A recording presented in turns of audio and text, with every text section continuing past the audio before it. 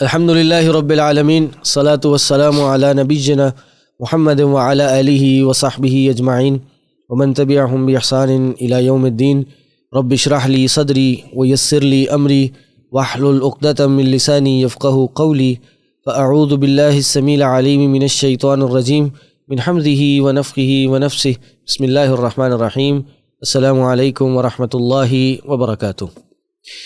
الحمدللہ آپ سب کو ویلکم بیک کرتے ہیں۔ ایک طویل ایک لمبے عرصے بعد ایک بہت بڑا گیپ رہا ہمارے اس پروگرام میں، اس پوڈ کاسٹ میں، اور رمضان میں بھی کافی کچھ سوچا، لیکن کچھ مصروفیات اور ان کے بزی شیڈیول کے حساب سے بہت سی چیزیں نہیں کر پائے، لیکن ہم نے سوچا کہ وائی ناٹ اس رمضان کو، جو کہ ایک اچھا خاصا پیریڈ گزر گیا ہے، کہ اس کو کیسے سی آف کیا جائے اور ایسا کیا کیا جائے کہ اس کا اینڈ کم از کم ہمارا بہت اچھا ہو۔ تو اس کے لیے ہم نے سوچا کچھ بیٹھیں اور ہمارے جو بھائی ہیں ان سے ڈسکشن کریں، تو ایسے کیا چیزیں کی جائیں، کچھ پریکٹیکل ٹپس، اس کو آج ہم ڈسکس کریں گے۔ ہمارے ساتھ ماشاءاللہ موجود ہیں عثمان مظہر بھائی، ان کا انٹروڈکشن سب کو ہے ہی الحمدللہ، اور شیخ مغیث ہمارے پاس موجود ہے۔ تو بسم اللہ عثمان بھائی، آپ سے آغاز کرتے ہیں۔ کیا آخری عشرہ چل رہا ہے رمضان کا، اس حوالے سے آپ کیا پہلے تو کہنا چاہیں گے کہ آخری عشرے میں کیا کیا جائے؟ جیسے میں کسی اپنے ٹیچر کو سن رہا تھا، انہوں نے یہی کہا کہ اللہ تعالیٰ نے یہ خاص دن جو نا آخر میں رکھے ہیں، جب شروع میں نہیں رکھے، کیونکہ آخر میں رکھنے کا مقصد یہ ہے کہ وہ جو ریس کے اندر آپ کا جو لاسٹ ایفرٹ ہوتی ہے نا، وہ چیز ہے جو اصل پہ کاؤنٹ کرتی ہے، کنسسٹنسی آپ کی کتنی ہے آپ کے اندر۔ تو اللہ سبحانہ و تعالیٰ بھی یہ چیز دیکھ رہا ہے انسان کے اندر، کہ اب جب چیزیں کمپلیشن کی طرف آ رہی ہیں، تو وہ اگر فیلنگ آپ کے دل میں نا کہ میں نے میرا اتنا اچھا نہیں گزرا یا میں نے وہ اچیو نہیں کیا، آئی تھنک وہ اچھی چیز ہے، لیکن اس کو پازیٹیولی یوز کرنا چاہیے، انسان کو مایوس نہیں ہونا چاہیے۔ اچھا، یہ جو آخر میں جو طاق رہتے ہیں، میں ابھی ایک دو دن پہلے سوچ رہا تھا کہ یہ اچھا ہے آخر میں، شروع میں ظاہر ہے انسان کا ایمان اس طرح نہیں ہوتا، آپ کو پتہ ہے پورا سال ایک بزی شیڈیول ہوتا ہے، اور اس طرح سے جیسے رمضان میں باتیں کرتے ویسے نہیں کر پاتے۔ شروع میں اگر یہ طاق راتیں آ جاتی اور اتنی محنت کرنے کو آتی، تو شاید وہ ایمان کا لیول وہ نہیں ہوتا کہ ہم اس کو ویلکم کر پاتے، کہ رات جاگنی بھی ہے اور اس میں عبادت بھی کرنی ہے، روٹین بھی اس طرح سے نہیں ہوتا۔ ایکچولی اگر اس کو اس طرح دیکھا جائے کہ شریعت نے پوری سائنس اس میں رکی ہے کہ اکثر عبادات میں اللہ رب العزت نے آخری وقت کو زیادہ اہمیت دی ہے۔ بالکل، جیسے رمضان کے مہینے میں یہ جو آخری عشرہ ہے، پھر اس میں راتیں آخری رات تک اس کو لے کر جانا، اور جمعے کا دن ہے، جمعے کے دن بھی آخری گھڑی جو ہے عصر کے بعد سے مغرب کے جو ٹائم ہے اس میں ایک خاص گھڑی رکھی گئی۔ ہر رات جو ہے وہ ہر رات کا جو آخری جو اس کی بڑی اہمیت ہے، بالکل اس کی اہمیت پوائنٹ آپ نے بتایا۔ روزے میں آخری جو وقت ہے اس میں جو ہے اللہ رب العزت گردنوں کو آزاد کرنا، ٹھیک ہے، بلکہ اسلاف کے حوالے سے آتا ہے کہ وہ ہر روز کی یہی روٹین رکھتے تھے اپنی، جو دن کا آخری وقت ہے اس میں خاص طور پر جو ہے اپنے تمام کام چھوڑ دیتے تھے، اور دعا کے لیے نہیں عمومی ایام میں، اچھا غیر رمضان بھی، رمضان اور غیر رمضان میں جو آخری وقت ہے اس کو الگ کر لیتے تھے۔ آخری وقت سے کیا مراد ہے؟ دن کا جو آخری وقت قبل غروب جو ہے، اچھا اچھا، مغرب سے پہلے والا، بالکل اس کو خاص کر لینا اور اس میں جو ہے وہ وقت لگانا۔ نماز میں آپ دیکھیے، یعنی اس میں بھی ذکر اذکار اور خاص طور پر دعاؤں کا جو وقت ہے، دعا کے لیے خاص کرنا، خاص فضیلت ہے، کہیں سے ملتی ہے یہ جو شریعت نے ایک تربیت کی ہے آخری وقت کو قیمتی بنانے کی، اسی سے وہ اس چیز کو لیتے ہیں۔ یہ چیز ہے نا کہ جو آپ کا جو اختتام ہے اعمال کا، اس کے اوپر چیزیں ڈیپینڈنٹ ہیں۔ جی، انما الاعمال بالخواتیم، کہ وہ جو ہے وہ لوگ شاید اس وجہ سے کہ جی دن میرا اب کمپلیٹ ہونے جا رہا ہے، بالکل، اور پھر رات کو بھی لوگ محاسبہ کرتے ہیں، اپنا اکاؤنٹیبلٹی لیتے ہیں، بیٹھ کے سوچنا آج دن بھر میں نے کیا کیا، یہ بھی ایک اچھی پریکٹس ہے۔ محاسبے سے یاد آ رہا ہے، یہ ہمارے شیخ جو ہیں وہ ذکر کرتے ہیں کہ جو لیلۃ القدر کے کچھ اہم ترین اخبار شریعت نے دیں لیلۃ القدر کے بارے میں، انا انزلناہ فی لیلۃ القدر وما ادراک ما لیلۃ، اس میں 3 خبریں دی گئی ہیں۔ ایک خبر تو یہ ہے کہ یہ سب سے افضل ترین رات ہے اور 1000 مہینوں کی عبادت سے بہتر ہے۔ دوسری جو خبر دی گئی وہ سورۃ دخان میں، فیہا یفرق کل امر حکیم، ٹھیک ہے، اور اس میں اہم ترین جو ہے وہ باتیں وہ لکھی جاتی ہیں۔ اور تیسری جو چیز ہے وہ بڑی قابل غور ہے، وہ سبحان اللہ کہ آخری آیت کیا ہے، سلام ہی حتی مطلع الفجر، تو ہمارے شیخ کہتے ہیں کہ یہ جو ابتدا ہے نا اس کی خبر نہیں ہے، ٹھیک ہے، لیکن اللہ رب العزت نے انتہا کی خبر دے دی کہ یہ آخری وقت تک، فجر تک قائم رہے گی. تو اگر کوئی مصروفیت کی بنا پر اگر محنت نہیں کر پا رہا تو کم از کم آخری وقت میں پہنچے، یعنی اس وقت کوئی امتحان ہے. تو اس رات میں بھی، لیلۃ القدر میں بھی جو آخری وقت ہے اس کا تعین کر دیا، وہ موجود ہے، ابتدا کا نہیں بتایا. یہ بھی اللہ تعالیٰ کی رحمت ہے کہ آخری وقت تک وہ امید دے رہا ہے. جی بالکل، یار تم آخری وقت تک، زندگی کے آخری حصے میں بھی اگر آپ توبہ کر لیں ایسے تو ساری چیزیں ختم ہو جائیں. بالکل حقیقت نبی رمضان میں استغفار کا تو بہت تذکرہ ہے. آپ روزہ رکھیں گے گناہ معاف ہیں، آپ قیام کر رہے ہیں، لیلۃ القدر کا قیام ہے، آپ نے یہ کام کیا وہ کام کیا، گناہ معاف ہو رہے ہیں. یہ استغفار ہے. توبہ اور استغفار میں تھوڑا سا بڑا باریک سا فرق ہے. استغفار کے بارے میں کہا جاتا ہے کہ وہ صرف آپ کے گزشتہ جو ایام ہیں ان کو صاف کرتا ہے.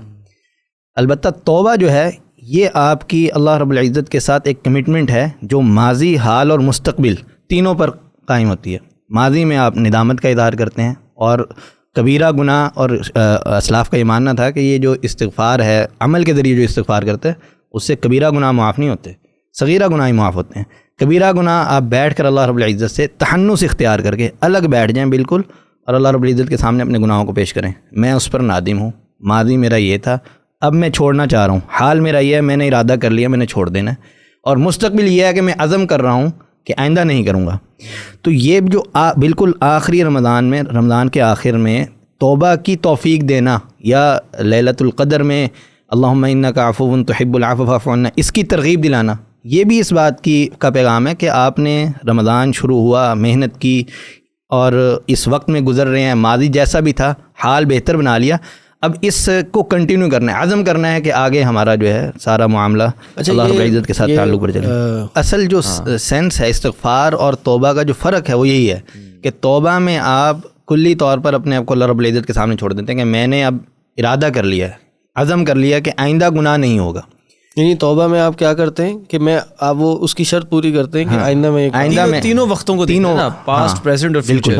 استغفار میں تو پاسٹ بالکل استغفار میں صرف ماضی صاف ہو رہا ہے. اور استغفار کے بارے میں جو سلف نے ذکر کیا کہ یہ دعا ہے، مطلب آخری عشرے میں جو دعا سکھائی گئی ہے جو ہم پڑھتے ہیں، اللہم انک عفو تحب العفو فاعف عنی، تو یہ عفو کیوں ہے اور استغفار کیوں نہیں ہے؟ اس میں نے جو اللہ سبحانہ وتعالیٰ کا نام ہے نا غفار، اور اللہ تعالیٰ کا نام ہے غفور. جی، تو غفور کا مطلب یہ ہے کہ گناہوں کو چھپا دینے والا، جو گناہوں پہ پردہ ڈال دے، ستر. اور غفار کا مطلب یہ ہے جو ہمیشہ معاف کرنے والا ہو.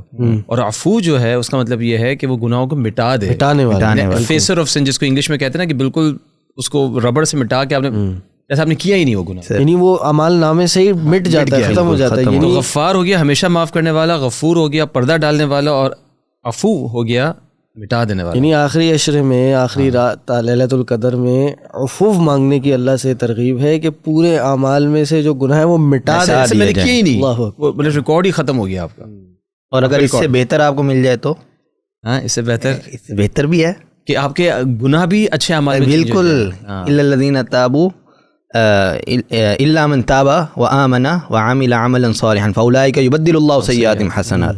ترجمہ بھی کر دیں کہ جو یہ بڑے بڑے گناہ، اس سے جو پچھلی آیت ہے اس کو اگر آپ دیکھیں سورۃ فرقان کی، اس میں 3 بڑے گناہوں کا ذکر ہے کہ اللہ کے علاوہ کسی کو پکارنا، اور قتل کرنا، اور زنا. یہ تینوں گناہ، بڑے بڑے گناہوں کا کبائر کا تذکرہ. پھر کہا کہ الا من تاب وآمن وعمل عملا صالحا فاولئک یبدل اللہ سیئاتہم حسنات، کہ اگر بندہ توبہ کر لے تو پھر اللہ رب العزت توبہ کے بعد اپنا عزم جو اللہ رب العزت سے وعدہ کر لیا ہے کہ اب میں گناہ نہیں کروں گا. اور عزم کے حوالے سے یہ بات ذہن میں رہنی چاہیے کہ اس میں سچائی بہت ضروری ہے. آپ عزم کر لیں، ذہن میں آپ کا یہی ہے کہ میں رمضان کا انتظار کروں، رمضان جیسے ہی ختم ہوگا میں اپنی واپس اسی روٹین پر چلا جاؤں گا، نمازیں چھوٹیں گی، آپ دیگر گناہ کر رہے ہیں، نیکیوں کی طرف رغبت نہیں ہے، تو یہ عزم نہیں ہے. عزم میں سچائی ضروری ہے. اللہ رب العزت کا ارشاد ہے نا، ھذا یوم ینفع الصادقین صدقہم، قیامت کے دن سچوں کو ان کا سچ فائدہ پہنچا سکتا ہے. اگر آپ اپنے کمٹمنٹ میں اللہ رب العزت سے سچے نہیں تھے تو پھر وہ ایک خالی پیلی بات ہے آپ کی. بس آپ نے سچے کیسے ہوں گے؟ یہ والے سوال سچائی کیسے ہوں گے؟ کبھی کبھار جب آپ یہ عزم کر رہے ہوتے ہیں نا تو پیچھے آواز ایک آپ کو آ رہی ہوتی ہے تو تم کتنی دفعہ توبہ کر چکے ہو پھر بھی وہی حرکت کرتے ہو, تم دوبارہ کرو گے جا کے, کوئی مسئلہ نہیں ہے. یہ کوئی شک پیدا ہو رہا تھا یار یہ پتہ نہیں آپ کی بات ٹھیک ہے, بس میں ڈرامہ کر رہا ہوں. آپ کو ایک اور حدیث سناتے ہیں. جی جی. نبی علیہ الصلوۃ بخاری کی روایت ہے یہ. نبی علیہ الصلوۃ والسلام نے ایک آدمی کا تذکرہ کیا کہ ایک بندہ ہے یذنب ذنبا کثیرا, کثرت کے ساتھ گناہ کرتا ہے, بڑے بڑے گناہ کرتا ہے, لیکن جیسے ہی گناہ کرتا ہے فوراً اللہ رب العزت سے توبہ کرنے کھڑا ہو جاتا ہے. اور توبہ کے لیے الفاظ کیا اپناتا ہے؟ یا ربی, اے میرے رب تو گناہوں کو معاف کرنے والا ہے اور تو ہی میرا رب ہے, تو میرے گناہوں کو معاف کر سکتا ہے, میرے گناہ معاف کر دے. نبی علیہ الصلوۃ والسلام فرماتے ہیں اللہ رب العزت فرشتوں کے سامنے اس بندے کے اس جملے کو دہراتا ہے اور کہتے ہیں میرے بندے نے پہچانا ہے کہ اس کا ایک رب ہے, اس کے گناہوں کو معاف کرنے والا ہے. ہاں پکڑ بھی سکتا ہے لیکن میں اپنے بندے کے گمان کے مطابق اس کے گناہوں کو معاف کر رہا ہوں. پھر فرماتے ہیں اللہ کے رسول دوسری بار گناہ کرتا ہے, تیسری بار گناہ کرتا ہے, اور یہی عمل رپیٹ کرتا ہے. جب تیسری بار وہ گناہ کرتا ہے تو پھر اللہ رب العزت فرشتوں سے کہتا ہے کہ اب اسے کہو کہ چونکہ اس کی روٹین میں دیکھ رہا ہوں کہ یہ گناہ کرتا تو ہے لیکن پشیمانی آ جاتی ہے, ندامت آتی ہے, اظہار کرتا ہے, توبہ کرتا ہے, میں اس کی روٹین دیکھ رہا ہوں, اب اسے کہو فلیفعل ما شاء, میں نے اس کے سارے گناہوں کو معاف کر دیا, آگے بھی اگر اس نے گناہ کیا تو اس کی توبہ سے پہلے اس کو معاف کروں گا. فلیفعل ما شاء, جو مرضی گناہ کرتا رہے میں اس کو گناہوں کو معاف کروں گا. تو یہ تو کوئی مسئلہ ہی نہیں ہے نا کہ آپ اگر گناہ کر رہے ہیں پھر اللہ رب العزت سے آپ یہ گمان کریں کہ میں تو, یا اپنے لیے آپ یہ سوچ رہے ہوں کہ میں ہمیشہ وعدہ کر رہا ہوں اور پھر بھی کر لیتا ہوں. تو یہ اصل میں آپ اپنے بارے میں نہیں سوچ رہے, آپ اللہ رب العزت کے بارے میں سوچ رہے ہیں کہ میں اللہ رب العزت کے سامنے کیسے کھڑا ہوں. آپ نے جو گمان اللہ رب العزت کے بارے میں بنانا ہے وہ بتا رہا ہے کہ آپ سچے نہیں ہیں اس توبہ میں. آپ کو یہ شیطان پھر لے کر جائے گا اس طرف کہ بھئی آپ نے دوبارہ گناہ کر لیں, بھئی آپ نے تو ارادہ کیا ہوا تھا لیکن گناہ ہو جاتا ہے, ٹھیک ہے. تو اس طرح یہ توبہ کو جو ہے وہ ہم ترجمہ کر رہے تھے آیت کا, وہ باقی رہ گیا الا من تاب وآمن وعمل عملا صالحا, کہ توبہ کرے پھر اس کے بعد عمل پر قائم ہو جائے, نیکی پر قائم ہو جائے. فاولئک یبدل اللہ سیئاتہم حسنات, اللہ رب العزت اس کی برائیوں کو نیکیوں میں تبدیل کرے. بڑے سے بڑا گناہ گار بھی ہوگا تو وہ بڑے سے بڑے نیک ہونے میں تبدیل ہو جائے گا. بالکل. تو یہ اس فیلنگ کو کیسے آدمی ختم کرے ویسے, اگر یہ ذہن میں کسی کے یہ ذہن میں رہے کہ اللہ رب العزت کی صفات کا اگر آپ مطالعہ کرتے ہیں, اس کے بارے میں پڑھتے ہیں اور یہ سمجھتے ہیں کہ ایک ہی صفت کو ظاہر کرنے کے اللہ رب العزت نے اتنے سارے الفاظ کا انتخاب کو کیا, رحیم کہا, رحمان کہا, عفو کہا, غفار کہا, غفور کہا, ستار کہا, ٹھیک ہے. یہ سارے اپنے اپنے انداز میں اللہ رب العزت امپلیمنٹ بھی کرتا ہے. ستار کے حوالے سے ہے نا کہ قیامت کے دن ایک بندہ آئے گا اور بڑے گناہوں کے ساتھ, اور اللہ رب العزت اس کے گناہوں کو اس کے سامنے پیش کرے گا, بلکہ وہ ایک حدیث میں ہے کہ اس کے اوپر اپنا کنف ڈال دے گا, وَيَضَعُ عَلَيْهِ كَنَفَهُ وَيَسْتُرُهُ مِنَ الْخَلَائِقِ, اس پر اپنا پہلو ڈال کے اس کو لوگوں سے چھپا لے گا اور اس پر اس کے گناہوں کا اقرار کروائے گا. یہ جو تحنس والی بات ہم کر رہے تھے نا کہ اپنے گناہوں کا خود سے اقرار کرنا, یہ اگر آپ نہیں کریں گے تو اللہ رب العزت اقرار کروائے گا قیامت کے دن. پھر اس پر اس کے گناہوں کو پیش کیا جائے گا, میرے بندے تو نے یہ گناہ کیا, جی ہاں کیا, یہ کیا, یہ کیا, یہ کیا, وہ کرتا جائے گا. اور دنیا والے نہیں دیکھ رہے, ان کی آنکھوں سے اوجھل ہوا ہے. اللہ رب العزت کو فرمائے گا میں نے تیرے گناہوں کو دنیا میں چھپا رکھا تھا.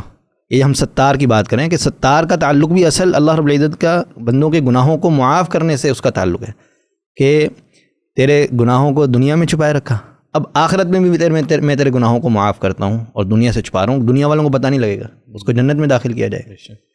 تو یہ اس کو کہتے ہیں عرض, گناہوں کو اللہ رب العزت پیش کرے گا انسانوں پر, ان کے گناہوں کو. تو اس سے پہلے کہ اللہ رب العزت پیش کرے, حاسبوا قبل ان تحاسبوا, جو جناب عمر رضی اللہ تعالیٰ عنہ کا جو قول ہے کہ پہلے کہ آپ کا محاسبہ شروع ہو اس سے پہلے آپ اپنا محاسبہ کرو, اللہ رب العزت کے سامنے بس ندامت کے ساتھ پیش ہو جاؤ. یہ ایک طریقہ پہ پتہ چلا کہ اگر آپ آخری رات میں آپ کے پاس لمیٹڈ ٹائم بھی ہے جس میں آپ, اگر لوگ یہ سوال پوچھتے ہیں جنرلی جی میں تو ورکنگ پروفیشنل ہوں, میں یونیورسٹی اسٹوڈنٹ ہوں, میں وہ کر نہیں پا رہا یا پا رہی جو کہ مجھے کرنا چاہیے, اور مجھے بڑی گلٹی فیلنگ ہوتی ہے, میں حق نہیں پورا کر پا رہا.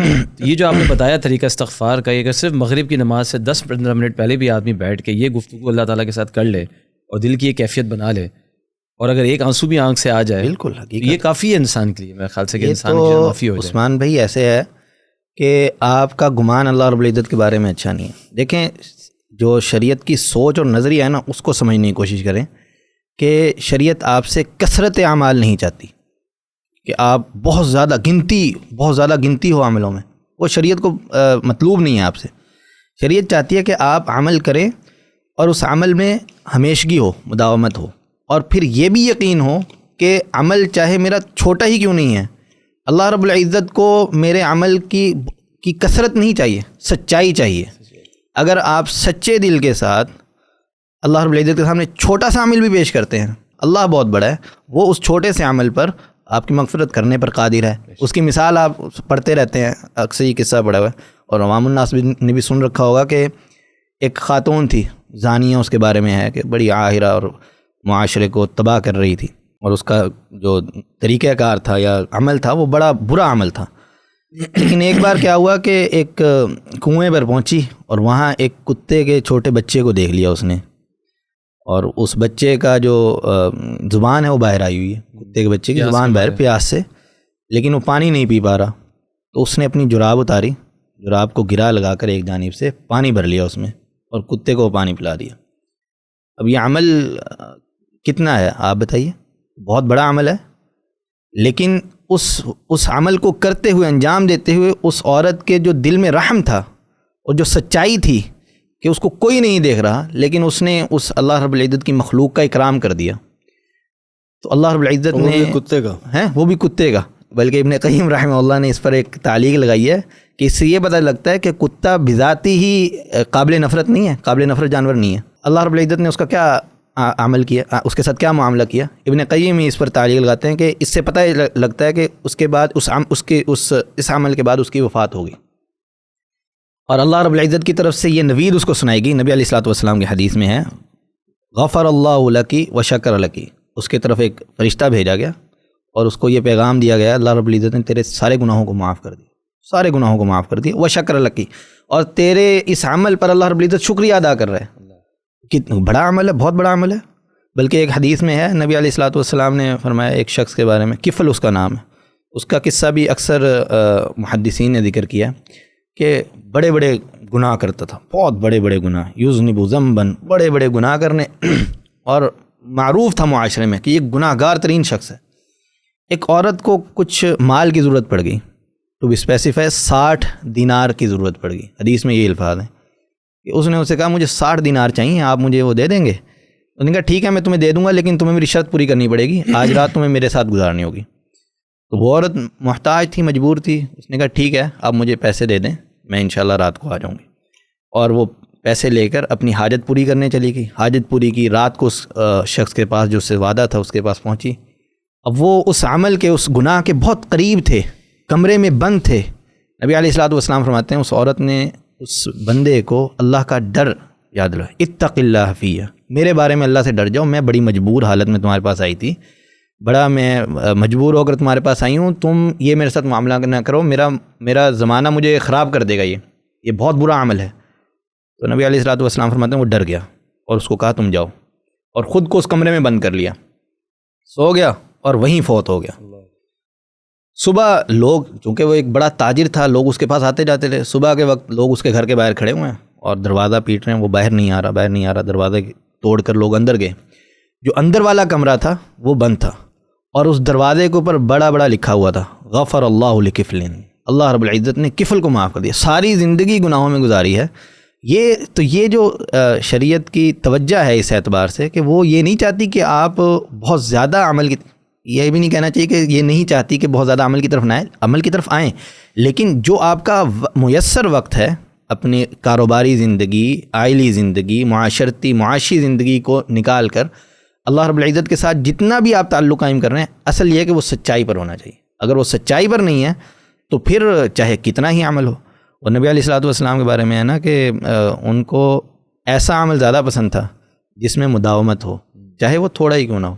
یہ پتہ چلتا ہے کہ آپ جو بتا رہے ہیں کہ آپ استغفار کریں، پھر چھوٹے سے چھوٹے عمل کو بھی چھوٹا نہ سمجھیں، جو بھی آپ چھوٹی سی نیکی کر سکتے ہیں اس وقت، حدیث ہے بھائی لا تحقرن من المعروف شیئا، چھوٹی چیز، چھوٹی نیکی کو ہلکا نہ جانے۔ چند لمحے بھی اخلاص کے ساتھ اور جذبے کے ساتھ اللہ کے سامنے انسان گناہ پیش کر کے معافی کروا لے تو یہ بھی بہت ہیں۔ اور چینج کا جو پہلا سٹیپ ہوتا ہے نا، ہوتا ہے یہی کہ انسان مانے جو میں نے کیا ہے، ٹھیک ہے نا، ہاں، تو یہ کہنا استغفر اللہ تو ٹھیک ہے، اچھی بات ہے، لیکن یہ سوچنا کہ میں نے کیا اور اپنی زبان سے اس کو بولنا، اس کا ایک اثر ہوتا ہے۔ اور بالکل آپ اگر انسان اپنی لائف کو بھی دیکھے تو اس طرح سے اس چیز میں واقعی میں ایک اثر نظر آتا ہے اور نمبر 2 یہ آپ نے استغفار اس طرح سے کر سکتے ہیں. چھوٹے چھوٹے اعمال بھی آپ کر سکتے ہیں کہ بھائی آپ نے عمل پہ ہم جائیں. میں ابھی جو شروع میں ایک بات تھی اس سے بڑا ایک امپورٹنٹ ایک بات میں نے شیخ عبداللہ ناصر رحمانی کے درس میں سنی تھی.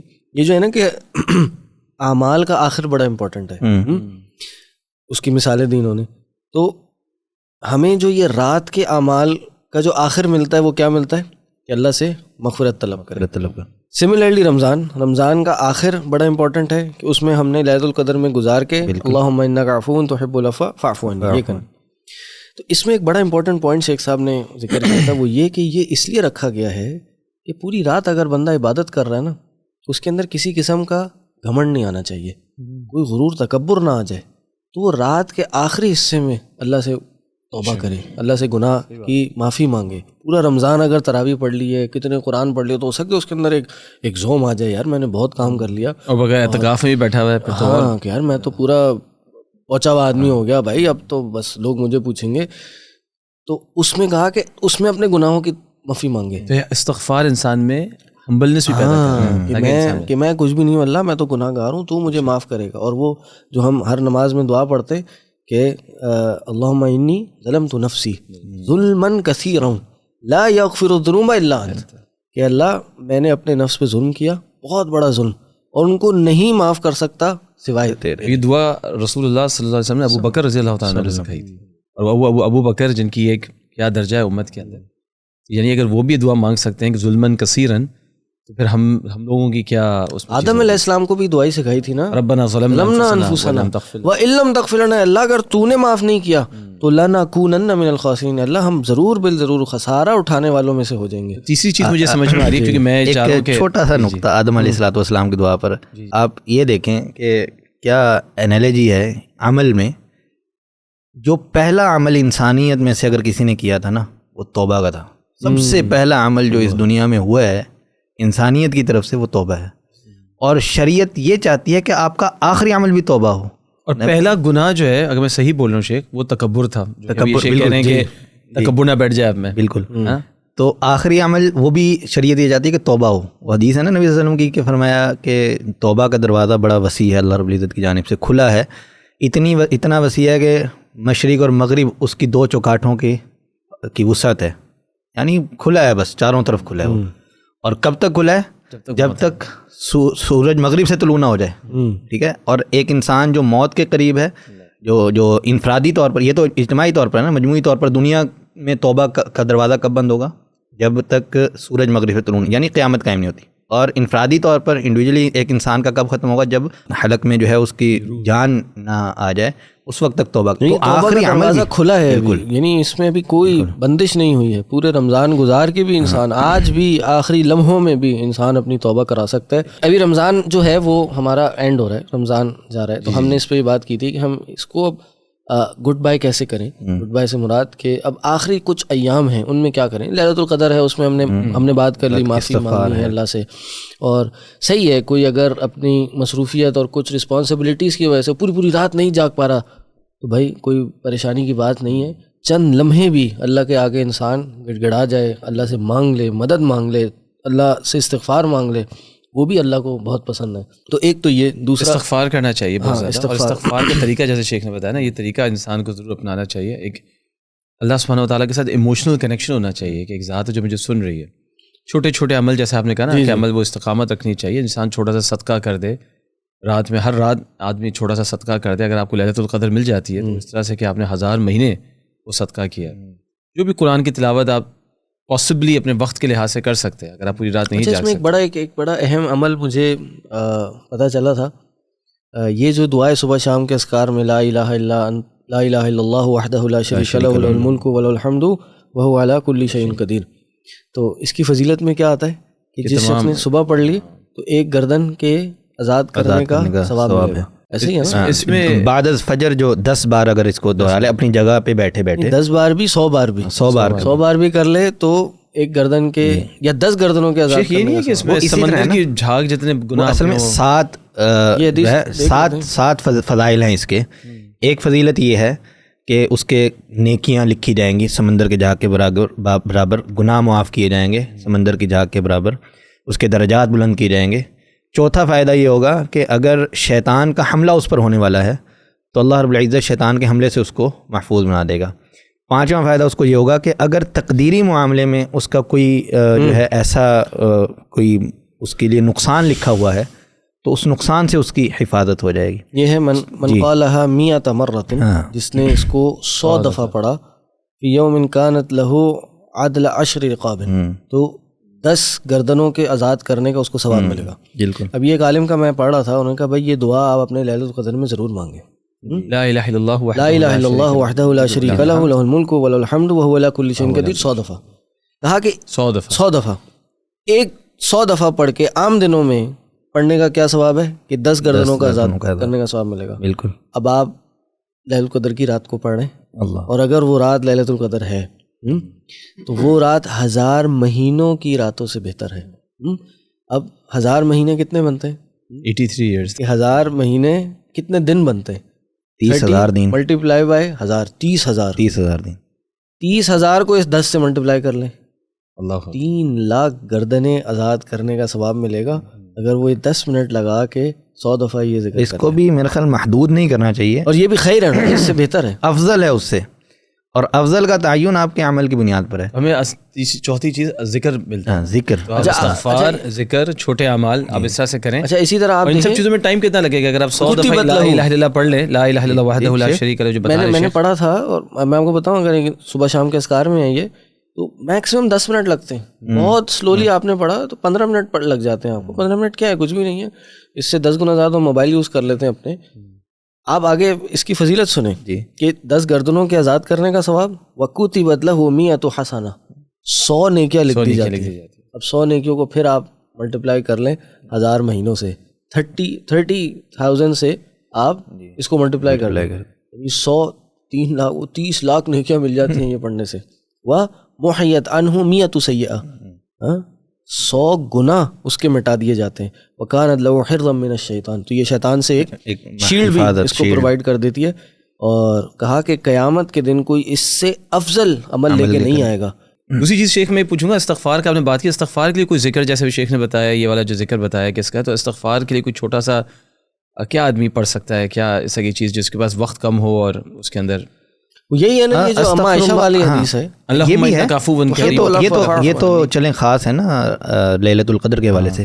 ایک نبی علیہ الصلوۃ والسلام کا عمل ذکر ہوتا ہے، صحابہ کرام فرماتے ہیں ایک مجلس میں بیٹھے تھے اور نبی علیہ الصلوۃ والسلام کے زبان سے ہم نے استغفار کے حوالے سے ایک ہی ذکر 100 بار کاؤنٹ کیا، اور وہ یہ تھا استغفر اللہ و اتوب الیہ، یا اللہم اغفر لی، یا اس طرح کے الفاظ جو ہیں، یہ جو بالکل 2-3 الفاظ کلمات جو ہیں، یہ ایک اور ذکر آتا ہے استغفر اللہ الذی لا الہ الا اللہ الحی القیوم واتوب الیہ، یہ بھی اسی میں شامل ہے۔ بالکل، یہ جو شیخ ذکر کر رہے ہیں نا کہ یعنی چھوٹا عمل اور اس کا بدلہ کتنا بڑا ہے، اس میں سلف کا یہ عمل ذکر ہوتا ہے کہ وہ قرآن کی تلاوت کے حوالے سے بھی یہ ذکر کرتے ہیں کہ ایک قول ابھی میں پڑھ رہا تھا، غالباً ابن قیم ہی کا ہے یا امام حسن بصری کے حوالے سے، کہ وہ کہتے تھے کہ لیلۃ القدر میں کم از کم ایک بار سورۃ اخلاص لازمی پڑھ لیں، لیلۃ القدر میں کم از کم ایک دفعہ سورۃ الاخلاص لازمی پڑھ لیں، 3 دفعہ پڑھیں نا پورے سورۃ قرآن کا ثواب ملے گا۔ بالکل ایسے ہی ہے، یعنی وہ اسی عمل کو ملٹیپلائی کرنے کی صورت ہے نا،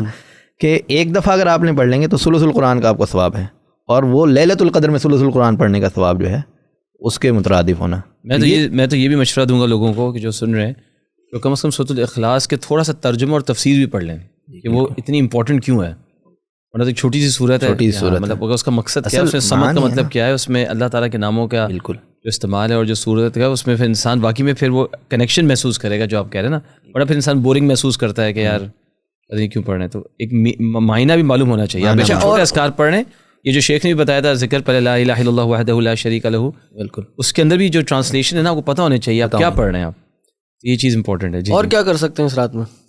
قرآن کی تلاوت جو ہے، ہمیشہ ہمارے جو بڑے ہیں، ہمارے جو ٹیچرز ہیں، وہ ہمیشہ ہی کہتے ہیں کہ قرآن یہ مہینہ ہے ہی قرآن کا، اور رسول اللہ صلی اللہ علیہ وسلم جبرائیل علیہ السلام کے ساتھ ہر رات قرآن کو ریوائز کیا کرتے تھے، تو قرآن کی تلاوت۔ میں ابھی کسی شیخ کو سن رہا تھا، شیخ مجھے بتائیے گا کہ انہوں نے کہا جی کسی نے ان سے سوال پوچھا کہ میں اگر تفسیر پڑھوں، ترجمہ پڑھوں یا تلاوت کروں، انہوں نے کہا بڑا انٹرسٹنگ سوال ہے، لیکن تلاوت جو نا اس کا رمضان میں ہے، یہ تفسیر اور یہ چیزیں آپ پڑھ سکتے ہیں ویسے بھی، لیکن تلاوت کریں آپ زیادہ سے زیادہ. اور اگر آپ قیام میں کھڑو کے تلاوت کر سکتے ہیں تو بہترین ہے, اگر آپ کے اندر یہ بھی چیز ہے. یہ ویسے ایک ٹپس کے طور پر ہی ہو جائے گا جی کہ آپ ہمارا عمومی طور پر یہ ہوتا ہے کسی بھی کام کو آپ مستقل ایک ہی انداز میں لے کر چلتے جائیں, تھک جاتا ہے بندہ, تھک جاتا ہے, تاہٹ سی ہو جاتی ہے. اس کو یعنی علماء کی اصطلاح میں کہتے ہیں تنوع فی العبادہ, عبادت کے اندر کچھ جو ہے تنوع پیدا کرنا. کیا کہیں گے اس کچھ؟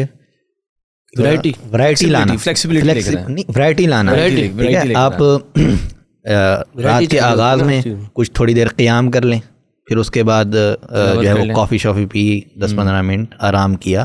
تھوڑے میرے خیال آپ بہت آگے چلے گئے ہیں. اسٹارٹ میں ایک اور عمل بھی ملتا ہے. جی وہ کیا ہے؟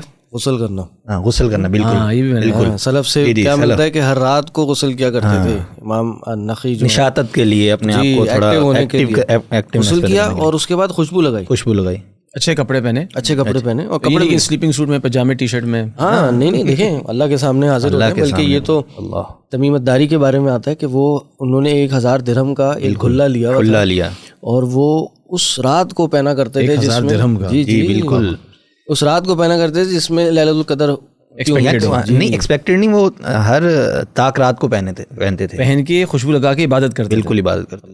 ایوب سختیانی کیا ہے کہ ہر رات کو لیلۃ القدر, یہ جو آخری عشرے کی راتیں, ہر رات کو غسل بھی کرنا, تطیب بھی کرنا. نیا جوڑا جو پہنتے تھے وہ صرف تاک راتوں, تطیب سے مراد آپ کا پرفیوم وغیرہ لگانا. اور ابراہیم نخعی کے بارے میں اکثر سلف کا یہی معمول ہوتا ہے کہ پہلے اپنے یعنی کچھ ایسے وسائل اور ذرائع استعمال کرنا جو آپ کو جو ہے آپ کی عبادت میں آپ کا دل لگا سکیں. یہ نہ ہو کہ آپ جو ہے وہ تھکاوٹ کے ساتھ عبادت اللہ رب العزت کو پسند نہیں ہے. ام المؤمنین میں سے اللہ تعالیٰ کو عبادت پسند نہیں ہے, یعنی وہ اللہ رب العزت کو آپ کے اس عمل کی اس طرح مطلوب نہیں ہے آپ سے. شیخ مجھے تو نیند آنا شروع ہو جائے گی رات کو, جاگ رہا ہے کوئی آدمی, وہ کہتا ہے مجھے تو عادت نہیں ہے, تو آپ چھوڑ دیں, سو جائیں. ہاں جی سو جائیں, نہیں جاگے بھائی, جاگے نا, کافی پئیں, چائے پئیں. بھائی اگر آپ کافی کے بعد بھی نہیں جاگ پا رہے ہیں سو جائیں نا, ٹھیک ہے.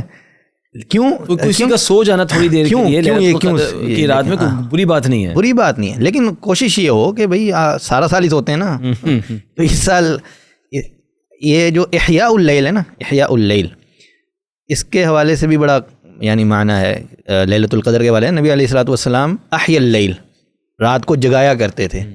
جگانے کا کیا معنی ہے؟ جاگنا, جاگتے تھے. ایقظ اہل, نہیں احیاء اللیل, احیاء اللیل کا مطلب ہے رات کو جگانا, رات کو جگانا, رات کو زندہ کرنا. رات کو زندہ کرنا کیا معنی ہے اس رات کو زندہ کرنے کا؟ یہ معنی ہے کہ آپ نے اس کے لیے پلاننگ کرنی ہے. آپ سارا دن تو لگائے کاروبار میں, ٹھیک ہے, صبح سے لے کر شام تک بیٹھے رہے دکان کے اوپر, یہ سوچ نہیں ہے کہ رات کو لیلۃ القدر ہو سکتی ہے, تو پھر آپ ساری رات عبادت کر پائیں گے؟ اور اگر آپ ورکنگ پروفیشنل ہیں, اس چیز کو اس طرح سے ٹرانسلیٹ کریں, اور آپ کی کچھ اینیول لیوز ہیں, کچھ چھٹیاں ہیں, بالکل, تو اس میں پلان کر لیں آپ وہ چھٹیاں 4-5 دن کی جو ہے وہ اس میں لے لیں تاکہ آپ فارغ ہو جائیں بالکل کام سے. یہ یعنی ہماری جو اکثریت طبقہ ہے ہمارے معاشرے کا, وہ اگر 8-10 دن چھٹیاں کر لے, اپنے کاروبار کو بند کر دے, تو اس پر فرق نہیں پڑتا. بہت کم لوگ ایسے ہیں. سیزن کا ٹائم ہے, سیزن یہ بھی سیزن کا ٹائم ہے بھائی, نیکیوں کا سیزن ہے یہ رمضان. اس میں نیکیاں آپ کو بانٹی جا رہی ہیں, آپ پیسوں کے لیے بھاگ رہے ہیں. اب کیا کریں, مطلب چھوڑ دیں, بند کر دیں کاروبار, پورے سال کی 7-8 دن کاروبار کریں, لیکن تھوڑا سا بیچ میں دوپہر کو سونے کا ٹائم نکال لیں. ابو ہریرہ رضی اللہ تعالیٰ عنہ کیا کرتے تھے, ان کی روٹین تھی سال کی, بیوی ان کی اپنی, ابو ہریرہ رضی اللہ تعالیٰ عنہ اور ان کا غلام, یہ تینوں کی روٹین تھی. انہوں نے وقت ڈیوائڈ کر رکھا تھا کہ رات کا ایک حصہ ایک شخص جاگے گا تو 2 سوئیں گے, اور دوسرا جاگے گا تو باقی 2 سوئیں گے, تیسرا جاگے گا تو باقی 2 سوئیں گے. یہ کب؟ یہ رمضان میں, پورے سال ان کی یہ روٹین ہے. اچھا, کہ ایک شخص عبادت کرتا رہے گا, ٹھیک ہے. تو آپ ایسے پلان کریں نا, آپ کچھ دیر سونا چاہتے ہیں, ٹھیک ہے سو جائیں. دن کو بھی ایسے ہی پلان کریں, کچھ دیر خود کام کر لیا, کچھ دیر بچوں کو بھیج دیا, کچھ دیر بند کر دی, ٹھیک ہے. تھوڑا ایسے پلان کریں. پھر ہمارے ہاں عمومی طور پر جو ہے وہ خواتین بہت مصروف رہتی ہیں رمضان میں, ان کے لیے ہم بالکل ذریعہ نہیں بناتے عبادت کا. آپ نے ان سے سحری بھی بنوانی ہے, افطاری بھی بنوانی ہے. بھائی سارا سال ہی ہم ہر مہینے 2-3 دن آؤٹنگ کرتے ہیں کہ نہیں کرتے, جاتے ہیں فیملی کے ساتھ باہر, تو وہ رمضان میں رکھ لیں. آپ باہر سے کھانا آ جائے گا آپ کا, وہ کھائیں, سب کھائیں, خواتین بھی کھائیں. اب وہ اگر بیچاری 2-3 گھنٹے آپ کے لیے کچن میں کھڑی ہیں, ٹھیک ہے, جو دعا کا وقت ہے, استغفار کا وقت ہے, سحری سے بہت پہلے کا وقت, وہ سحری بنانے میں مصروف ہیں, اور آپ جناب دعائیں کر رہے ہیں، اس کا کیا قصور ہے بیچاری کا؟ اس کے لیے کچھ ایسا پلان کیا جائے کہ وہ بھی رات کو جگا سکے. یہ ایقظ الاہل کا معنی یہ ہے کہ میں نے جی نہاری کھانی ہے صبح سحری میں، تو اب وہ بیچاری سحری میں نہاری اور آپ عبادتوں میں لگے ہوں. لیکن اگر کسی کی ایسی کام ہے، مثال کے طور پہ ڈاکٹرز ہوتے ہیں یا ایسا پروفیشن ہو جی، تو وہ یہ کر سکتا ہے نا، جیسے آپ نے جو بتایا ابھی اذکار جو بتایا، بندہ چلتے ہوئے لا الہ الا اللہ وحدہ لا شریک لہ یہ شریعت کی سماحت ہے شیخ، استغفر اللہ واتوب الیہ پڑھتا رہے. شریعت کی جانب سے ایک رحمت ہے مسلمانوں کے لیے کہ اس نے صرف مشکل اعمال ہی نہیں ذکر کیے نا، آسان اعمال ذکر کیے. آپ کو اذکار کے لیے وضو کی ضرورت نہیں ہے، بیٹھنے کی ضرورت نہیں ہے، کھڑے ہونے کی ضرورت نہیں ہے. آپ چلتے پھرتے لیٹتے اپنی آفس کی سیٹ پر بیٹھے کسی بھی انداز میں عبادت کر سکتے ہیں. اب آج کل ہمارے پاس موبائل ہیں، آپ قرآن پڑھ سکتے ہیں موبائل میں ہر وقت. تو آپ جب سیٹ پر بیٹھے ہیں، اگر ڈاکٹر ہے وہ ہر وقت تو ڈیوٹی پر کھڑا تو نہیں ہے نا، اس کے پاس وقت ہے، اپنے وقت کو پلان کرے. یہی احیاء کا معنی ہے. اگر آپ کے پاس ٹائم کم ہے، لمیٹڈ ہے، تو اس لحاظ سے آپ یہ چھوٹے چھوٹے اعمال کر سکتے ہیں. اگر آپ چل پھر بھی آپ رہے ہیں، ڈاکٹر ہیں، رات کو ڈیوٹی پر ہیں، یونیورسٹی اسٹوڈنٹ ہیں، آپ پڑھ رہے ہیں، تو آپ نے یہ جو اذکار ابھی ہم نے ذکر کیے ان کو تھوڑا سا 10-15 منٹ نکال کے آپ نے پڑھ لیا. 2-4 رکعت آپ نے جیسے جو پڑھی، جو نوافل پڑھی، آپ نے قرآن کے کچھ پیج پڑھی، سورۃ الاخلاص کی بات آپ نے کی، چھوٹی سی نیکی کر دی، صدقہ کر دیا اسی طریقے سے. اور استغفار جو آپ نے بولا، یہ آپ کے لیے توبہ کافی ہے. آپ کو گلٹی فیلنگ ہونی ضروری نہیں ہے کہ نہیں میں تو کچھ کر نہیں رہا اور کر نہیں پا رہا اور میں ہر چیز چھوڑ دوں، ایسا سے نہیں ہے. میں آپ کو بتا رہا ہوں کہ ابھی جیسے میں درس کے لیے گیا تھا تو 40-45 منٹس کی ڈرائیو تھی ماشاء اللہ. تو سوچے بندہ کہ یار یہ 40-45 منٹ تو کیا کریں گے. یعنی رمضان کے آخری راتیں ہیں اور بڑی امپورٹنٹ ٹائم ہے جو ضائع نہ ہو جائے. تو میں نے اس میں قرآن لگا لیا اور میں اسی موٹیو کے ساتھ مجھے بالکل بھی وہ 40-45 منٹ بھاری نہیں لگے اور ایسے بالکل محسوس نہیں ہوا کہ میں ضائع ہو جائیں گے. کیوں؟ الحمدللہ قرآن لگایا، قرآن بھی چل رہا تھا، ساتھ ساتھ میں بھی پڑھ رہا تھا. پھر اسی طرح کل بھی میں ایک جگہ گیا تھا تو مجھے کچھ کام تھا، امپورٹنٹ جانا تھا مجھے، لیلۃ القدر کی رات تھی. تو چل رہے ہیں تو اللہم انک عفو تحب العفو فاعف عنی، بس پڑھتے جا رہے ہیں، ساتھ ساتھ پڑھتے جا رہے ہیں، واک کر رہے ہیں. سمجھ کے اس کو آپ پڑھتے رہیں. جیسے جی ہمارے ایک ٹیچر جب شیخ جو ہیں جنہوں نے ہمیں یہاں پڑھایا، انہوں نے ہمیں یہ بتایا کہ جی میں موٹر سائیکل پہ یہاں پہ کلاسز لینے آتا ہوں نا، تو میں قرآن سنتا ہوا تھا اور ماشاء اللہ آج میں نے پورا قرآن مکمل کر لیا سنتے ہوئے ماشاء اللہ. اللہم بارک. تو قرآن جو ہے چلیں یہ تو یہ جو عادتیں آپ بتا رہے ہیں نا شیخ، اس پہ ہم آتے ہیں دوبارہ استقامت کے اوپر بھی نا، کہ بھئی آگے رمضان کے بعد اب ہم کیا کریں. اب یہ ہم نے کر لیا یا اتنا تو چلیں گزر گیا، اب آفٹر رمضان اگر آپ یہ 10 دن یہ چیزیں پریکٹس کرتے رہیں گے، یہ اذکار پڑھتے رہیں گے، قرآن سننے والا پریکٹس کریں گے، اللہم انک عفو تحب العفو، یہ دعا صرف انویلڈ نہیں ہو جاتی رمضان کے بعد، یہ دعا ویلڈ رہتی ہے. بالکل. تو یہ چیزیں پھر آپ کے ہونٹوں پہ، آپ کی زبان پر آ جائیں گی، ٹھیک ہے نا. اور آپ نے پھر اس کے اندر استقامت رکھنی ہے کہ یہ اذکار آپ پڑھتے رہیں، کیونکہ یہ پریکٹس ہے. یہ جو قرآن آپ تھوڑا سا پڑھ رہے ہیں یا جو بھی آپ نوافل پڑھ رہے ہیں، جس طرح سے استغفار کر رہے ہیں، ان چیزوں کو پھر عادت بنا کے رکھیں. ان کے لیے اپنا وقت نکال کے کہ بھائی اگر میں نے 2 رکعت پڑھی ہیں رات کو سونے سے پہلے، میں نے کہا رمضان میں جی میں جو ہے نا 2 رکعت پڑھ کے سوتا ہوں یا استغفار کر کے سوتا ہوں، تو اب یہ عادت آپ نے رکھنی ہے اور یہ عادت رہے گی. لوگ اپنے اندر محسوس بھی کرتے ہیں رمضان جب مکمل ہوتا ہے کہ کافی عرصے تک استقامت رہتی بھی ہے لوگوں کے اندر، لیکن پھر وہ چیز پھسلنا شروع ہوتی ہے. شریعت پھسلنے نہیں دیتی آپ کو جانے. لیکن اگر آپ کو شریعت کی ٹرو سینس جو روح ہے شریعت کی، وہ اگر آپ اس پر غور کریں گے تو شریعت نہیں پھسلنے دیتی آپ کو. یہ ہم پھسل جاتے ہیں. شریعت نے مواقع رکھے ہیں. آپ رمضان سے فارغ ہوں گے، شریعت چاہتی ہے کہ آپ جو ہے وہ شوال میں روزے رکھیں. رمضان کے 6 روزے رمضان کے آپ نے 30 روزے رکھے اور پھر اس کے بعد 6 روزے شوال میں رکھ لیے. وہ روزے ختم ہوئے، ان کا پھر ایک اجر ہے. یعنی رمضان کے بعد نیکیوں کے دروازے ختم بند نہیں ہو جاتے. جو پریکٹس کے لیے آپ کا جو ہے اس نے وہ چیز پھر آگے چلے نا. آگے پھر آپ کو کچھ دیر وقفہ دے دیا شریعت نے، دیگر کاروبار زندگی آہستہ آہستہ چلاتے رہیں اور روٹین جو عبادت ہے وہ بھی ہر مہینے آپ 3 روزے رکھ سکتے ہیں. 3 روزے رکھیں. پھر اس کے بعد آپ کا ذی الحج آ جائے گا، حج کی عبادت ہے. اس کے شروع کے 10 دن ہیں، پھر جو اس کے شروع کے 10 دن ہیں اس کے روزے بڑی فضیلت والے، اگر آپ میں جتنا آپ کر سکتے ہیں جو کہ. پھر آگے چلیں، اگلا مہینہ محرم ہے، پہلا مہینہ اسلامی. محرم میں زیادہ سے زیادہ روزے رکھ لیں. محرم میں زیادہ سے زیادہ روزے رکھنے کی ترغیب ہے شریعت کی جانب سے. شہر اللہ المحرم، اس کے روزے اللہ رب العزت کو سب سے زیادہ رمضان کے بعد سب سے زیادہ پسندیدہ ہیں.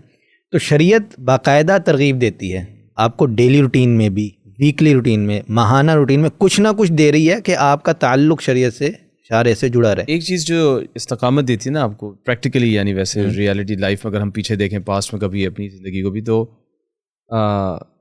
اگر آپ اپنا ایک ایموشنل کنیکشن بنا لیں نا اللہ تعالیٰ کے ساتھ رمضان کے اندر، یا اذکار کے ذریعے یا استغفار کے ذریعے، تو آپ کے لیے استقامت رکھنا جو زیادہ آسان بھی ہو جائے گا، بیکاز آپ کے اندر جو ہے وہ فیلنگ آتی ہے کہ یار میں اب میری ایک دوستی ہو گئی کسی سے، یا میرا ایک تعلق بن گیا، میں نے اس کو ناراض نہیں کرنا. لیکن اگر آپ ایک روبوٹک سٹائل سے بس عبادت کر رہے ہیں اور آپ نے کہا 100 دفعہ میں نے یہ پڑھنا ہے، 1000 دفعہ یہ کرنا تھینک یو ویری مچ، میں جا کے سو گیا، تو وہ ایک کنیکشن ہی کریٹ ہوتا. وہ کنیکشن ہو گئی کریٹ ایسے جیسے آپ نے بتایا کہ استغفار، گناہ اپنے بول کے اللہ تعالیٰ میں بلوانا، پھر وعدے کرنا، ارادے کرنا، منا رہے ہیں آپ کسی کو، اور وہ اب آپ نے ذات کو منایا، آپ کی آنکھوں سے آنسو بھی آئے، آنسو آنے چاہیے. ایموشنل کنیکشن جو ہے بہت ضروری ہے رمضان کے اندر اللہ تعالیٰ کے ساتھ بنانا، قرآن پڑھتے ہوئے بھی، نماز پڑھتے ہوئے بھی ایموشنل کنیکشن کہ اللہ سبحانہ تعالیٰ کی ذات کتنی رحیم ہے. جیسے امام القیم فرماتے ہیں نا اپنی کتاب کے اندر الوابل الصیب میں کہ یہ اگر اللہ کی محبت آپ نے اپنے اندر پیدا کرنی ہے تو اس کے احسانات کو یاد کریں، اپنے گناہوں کو یاد کریں کہ آپ کے گناہ کتنے سارے ہیں، وہ فہرست آپ اگر بنانا شروع کریں، اور جو اس کے احسانات ہیں اس کے اوپر، اور کیسی وہ ذات ہے کہ وہ میرے گناہوں کے ساتھ مجھے اوپر احسان کری. تو یہ چیز پہ تدبر کرنا، تھوڑا سا اکیلے میں بیٹھ جانا، جیسے ہمارے جو ٹیچرز بتاتے ہیں، مشائخ بتاتے ہیں کہ جی تھوڑی سی دیر کے لیے آپ جو ہے نا اکیلے میں بالکل وہ تنہائی میں بیٹھ جائیں اور سوچیں کہ یار میری زندگی کتنے گناہ، کیا چیز جو صرف کسی کو نہیں پتہ، اللہ تعالیٰ کو پتہ ہے، اور اسے پردہ ڈالا ہوا ہے، کھانا کھلا رہا ہے، پلا رہا ہے، مجھے بچے بھی دے رہا ہے، مجھے مال بھی دے رہا ہے. انسان کے دل میں جو نا ایک وہ محبت پیدا ہونا شروع ہوتی ہے، اللہ تعالیٰ کی عظمت پیدا ہونا شروع ہوتی ہے. وہ امام القیم یہ کہتے ہیں نا کہ عظمت اور محبت یہ دونوں چیزیں ضروری ہیں انسان کو سیدھی راستے پہ رکھنے کے لیے. اگر آپ استقامت رکھیں تو اللہ تعالیٰ کی محبت کیسے پیدا ہو کہ جی میں گناہوں کو اپنے یاد کروں اور میں اللہ تعالیٰ کے احسانات کو یاد کروں، اور اس چیز سے بھی ڈروں کہ یار یہ احسان اگر کم ہو جائیں، یہ صحت میرے پاس ہے کم ہو جائے، اگر یہ چیز کم ہو جائے، کیونکہ یہ ہو سکتی ہے بالکل، یہ اس کا میں کیا کروں گا. اور اسی طریقے سے عظمت جو ہے اللہ تعالیٰ کے احکامات کی پابندی کرنا، جس چیز سے اس نے منع کیا اسے رک جانا، ان چیزوں میں. ایک اور چیز میں یہ بولوں گا کہ انسان اپنی پریکٹس کرے ان راتوں میں. جیسے بھی میں نے ایک شیخ کو سنا کہ اپنے آپ کو نیکیاں تو کرے بہت ساری، جو ابھی تک ہم نے ڈسکشن کی کہ جی ہم نیکیاں کریں، نماز، جو ہمارے پاس طاقت ہے، لیکن دوسری چیز یہ کہ اپنے آپ کو ان چیزوں سے روکے جو روکنا ادروائز مشکل ہے. اپنی نفس پر قابو کرنا انسان کے لیے یہ، جیسے وہ کہتے ہیں نا صبر کا سب سے اعلیٰ پیمانہ بھی یہی ہے کہ جی برائی سے رک جانا، برائی سے دل چاہ رہا ہے غیبت کرنے کا، دل چاہ رہا ہے باتیں کرنے کا جس میں مسالہ بھی ہے اور سب چیزیں ہیں، دل چاہ رہا ہے ٹی وی دیکھنے کا افطاری سے پہلے، دل چاہ رہا ہے کہ تھوڑی سی بریک لیتے ہیں، چلو کوئی کرکٹ میچ دیکھ لیتے ہیں، کوئی چیز دیکھ لیں، مطلب ایسی چیز جس میں لغو چیز، جس میں ٹائم آپ کے جس چیز ضائع ہو رہا ہو، اپنے آپ کو اس سے روکنا. تو اپنی نفس کو جو نا پریکٹس کروائیں کہ میں نے اب روکنا ہے اپنے آپ کو. دل چاہ رہا ہے آنکھیں اس طرف جائیں، وہ چیز سنیں، کان وہ چیز سنیں.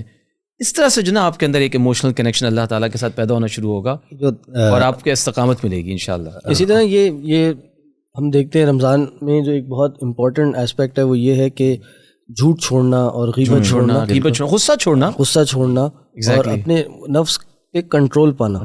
اب جب ہم اس کو گڈ بائی کر رہے ہیں رمضان کو، تو ایسا نہ ہو کہ رمضان کے ساتھ یہ جو ہمارا کنٹرول ہے یہ بھی ختم ہو جائے. ابھی بھی ٹائم ہے جی کہ آپ اس پہ پریکٹس کر لیں، ان کنٹرولز کو، ان پہ روک لیں. یعنی یہ صرف رمضان نہیں آتا کہ رمضان میں آپ سگریٹ چھوڑ دیں، اور رمضان ہے تو آپ داڑھی کاٹنا چھوڑ دیں، اور رمضان ہے تو آپ عبایا حجاب کر لیں. شیخ انہوں نے یہ کہا نا، ایک شیخ نے کہ بھئی عمرے پہ جانا آپ کے لیے آسان ہے رمضان میں، حالانکہ انتہا سے زیادہ رش ہوتا ہے، پیسہ بھی بہت زیادہ خرچ ہوتا ہے، اور عمرہ اچھی چیز ہے بے شک حج جیسا ہے، تکلیف لیکن آپ اٹھاتے ہیں. لیکن ایک بھائی آپ سے ناراض ہے، اس کو جا کے معافی مانگنا کہ یار اپنی غلطی مان کے کہنا یار میں آپ کو منانے آیا ہوں، یہ زیادہ مشکل کام لگتا ہے کئی لوگوں کو. یہ بھی رمضان کی تربیتوں میں شامل ہے. تو اپنے آپ کو پش کرنا ان چیزوں کی طرف، بالکل، جو کہ ادروائز آپ جو ہے نا کیا کہتے ہیں نہیں کر پاتے. کہتے ہیں کہ نبی علیہ الصلوۃ والسلام نے فرمایا نا، رب صائم لیس لہ من صیامہ الا الجوع یا الا الظمأ، کہ اس کے روزے سے اس کو سوائے بھوک پیاس کے کچھ حاصل نہیں ہوا. تو گویا جو اصل مطلوب ہے شریعت کا روزوں سے کہ آپ نے اپنی ساتھ ساتھ تربیت رکھنی ہے. اور تربیت کیا ہے؟ تربیت یہ ہے کہ آپ نیکی کی طرف تو راغب ہوں گے، ساتھ ساتھ گناہوں کو ترک کرنے کی سوچ اور یہ بری چیزوں کی سوچ. صوم کا لفظی معنی بھی ترک ہے نا، چھوڑنا کسی چیز کو، شہوات کو چھوڑنا. آپ کا دل کہہ رہا ہے کہ یہ کرو، یہ کسی پر الزام لگا دیا جائے، کسی کے بارے میں غیبت کر دی جائے، لیکن اس سے اپنے آپ کو روکنا.